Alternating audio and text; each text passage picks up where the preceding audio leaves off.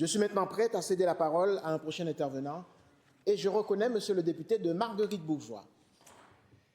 Merci beaucoup, Monsieur le Président. Donc, on est ici aujourd'hui pour donner la réplique au discours inaugural du Premier ministre. En fait, la question est entière. Pourquoi donc ce discours inaugural? Il faut comprendre que les Québécois sont insatisfaits. Il faut comprendre que les Québécois sont insatisfaits envers le gouvernement de la CAQ. Il y a un bris de confiance qui s'est installé dans le peuple québécois face au gouvernement actuel. Il y a un mécontentement même dans les rangs caquistes, M. le Président, même dans les militants. Ils ont eu, au gouvernement, 7 députés depuis 2022 qui ont quitté la CAQ. Députés de Jean Talon, de Chicoutimi, Le Fjord, Arthabasca-l'Érable, Terrebonne, Saint-Jérôme, Abitibi-Est et Rimouski. 7 au total, Monsieur le Président.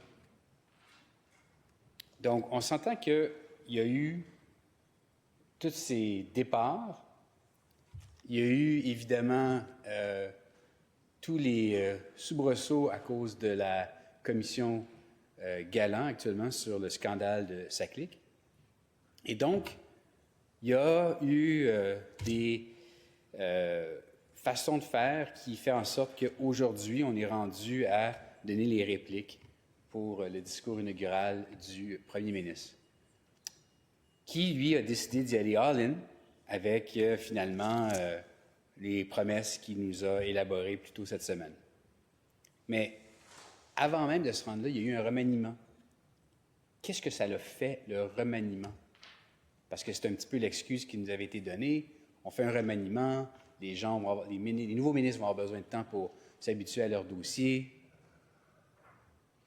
Mais ça fait depuis la fin de la session passée qu'on sait que ça ne va pas bien à la CAQ. On sait tout ça. Donc, est-ce que c'est parce que, justement, à la commission Galland, il y allait avoir des témoignages importants, dont celui du premier ministre? Est-ce la performance des élus lors de cette commission qui a été l'élément déclencheur, à savoir si on allait faire une prorogation, si on allait faire un remaniement? Je pense que poser la question, c'est d'y répondre, Monsieur le Président. Mais on dirait tout de même que dans le discours inaugural du premier ministre, on est en retour en 2018. Malheureusement, il y a un bilan associé à cette période de 7 ans. Et même si on recycle les mêmes promesses qui ont été faites en 2018, force est de constater que depuis 7 ans, et à terme, lorsque le gouvernement caquiste aura terminé son deuxième mandat, il y aura eu 100 milliards de dettes, 96,9 milliards de dettes ajoutées à l'endettement québécois. Il y aura eu 7 déficits consécutifs. Et évidemment, les gens ici qui nous écoutent savent très bien, les gens qui ont une expérience dans les marchés obligataires savent très bien qu'il y a une agence de crédit qui est importante dans le monde des obligations, c'est Standard & Poor's. Et quand Standard & Poor's parle, les financiers écoutent. Et Standard & Poor's a décoté le Québec une première en 30 ans. Donc, je peux comprendre que le député de la Pelletrie, pour lui, il n'accorde pas plus d'importance à cette agence-là qu'aux autres, mais ce n'est pas ce que les professionnels font. Donc, on a eu du réchauffé, mais ce n'est pas parce qu'on répète encore une fois les mêmes promesses 7 ans après, avec 7 déficits consécutifs à terme, avec une dette qui sera augmentée de 100 milliards, que soudainement la confiance va revenir. Au contraire, les Québécois ont perdu confiance. La crédibilité du gouvernement a été totalement effacée. Il y a eu quand même les 4 priorités mentionnées par le premier ministre. Je vais en faire un tour d'horizon rapidement, puis je vais revenir pour focusser sur les 2 qui, pour moi, touchent plus mes dossiers. Le premier ministre a parlé évidemment de l'économie. Il a essayé de nous vendre sa capacité de bon gestionnaire. Dois-je rappeler les décisions choquantes, peut-on dire, du gouvernement de la CAQ, comme les Kings de Los Angeles, les espaces bleus, une utilisation douteuse du Fonds d'électrification des transports, SACLIC, Northvolt.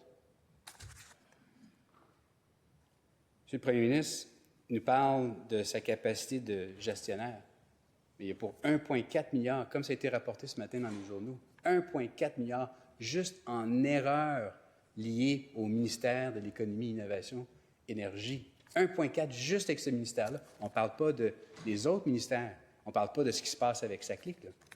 On ne parle pas des chèques électoralistes.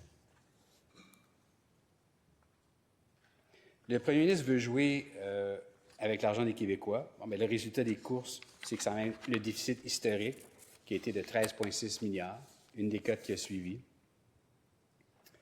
et que les entreprises, malheureusement, depuis, s'écroulent sous la paperasse administrative imposée par la CAQ à nos entrepreneurs. 2,4 milliards de plus par année, Monsieur le Président.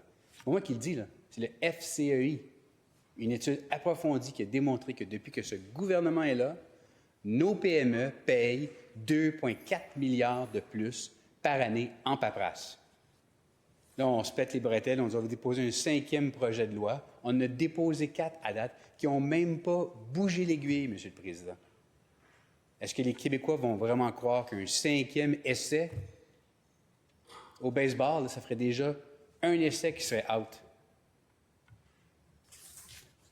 Le Premier ministre nous a parlé de la taille de l'État.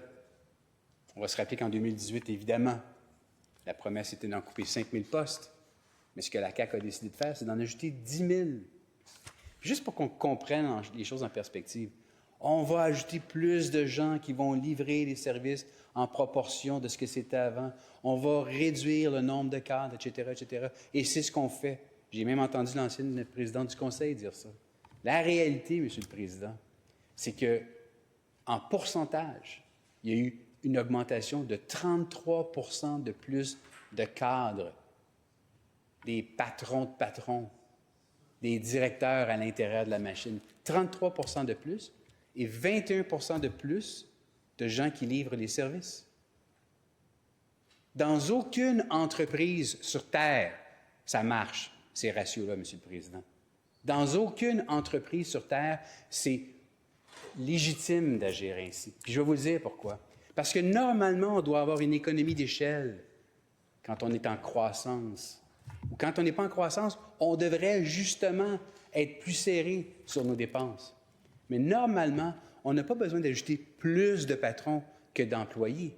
Normalement, les patrons devraient être capables d'en faire plus avec plus de moyens. C'est ça la logique. Le gouvernement de la CAQ, c'est l'inverse de la logique. Plein de nouvelles structures, évidemment, mais ça ne va rien donner.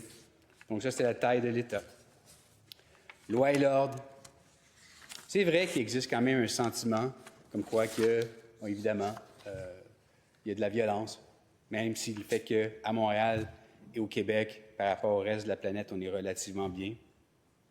Mais c'est comme si le premier ministre découvrait soudainement là, que c'est important, cette histoire-là.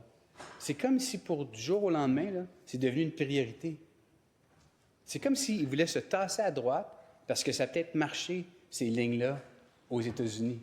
La réalité, Monsieur le Président, c'est que s'il était sincère dans ses approches là-dessus, il n'aurait pas fait des coupes dans tous nos services reliés à l'ordre au Québec. On a atteint en identité une paix sociale au Québec. Notre chef l'a admis, on l'a dit, on est en symbiose avec les Québécois là-dessus. C'est important d'aimer les choses et faire le débat sainement au Québec. Malheureusement, quand on est en perte de contrôle comme au gouvernement, puis qu'on voit une autre formation politique qui est en train de faire des gains, bien, qu'est-ce qu'on va faire là-dessus? On va aller jouer avec cette corde sensible, faire une surenchère identitaire, puis c'est exactement ce qu'on voit actuellement entre le PQ et la CAQ. Alors moi, je trouve ça un peu triste de voir que ces 4 priorités-là, qui sont du réchauffé de la part du premier ministre, finalement, il n'y a rien de nouveau sous le soleil, Monsieur le Président. Donc, ce que je disais, c'est que j'allais focusser sur les 2 points qui touchent plus mes dossiers. Bien, tout à l'heure, j'ai entendu, puis c'était quand même assez loufoque, le ministre délégué à l'économie nous parlait d'Investissement Québec, comme quoi Investissement Québec a eu une bonne performance. Wow! 0,3 % de rendement l'an passé, Investissement Québec, puis on se pète les bretelles pour dire que c'est une bonne performance, ça? Investissement Québec, ça fait partie de notre REER collectif. Ça fait partie de ce qui nous appartient à nous tous. Dans chacun de vous, dans vos REER personnels, même vous, M. le Président, auriez-vous investi dans une action boursière qui vous donnerait 0,3 % de rendement? La réponse, c'est non. Comment se fait-il que ce gouvernement-là accepte d'avoir une performance aussi médiocre sur l'actif collectif des Québécois, le REER collectif des Québécois? Comment se fait-il qu'on se pète les bretelles? Comment se fait-il qu'on a le courage de venir dire en Chambre ici, M. le Président, comme quoi c'est une bonne performance? C'est un signe patent comme quoi qu'on ne comprend pas l'économie. C'est un signe évidemment aussi très clair comme quoi le gouvernement n'est plus crédible en économie. J'entendais le député de la Pelletrie qui, de toute évidence, a une énergie incroyable. Nous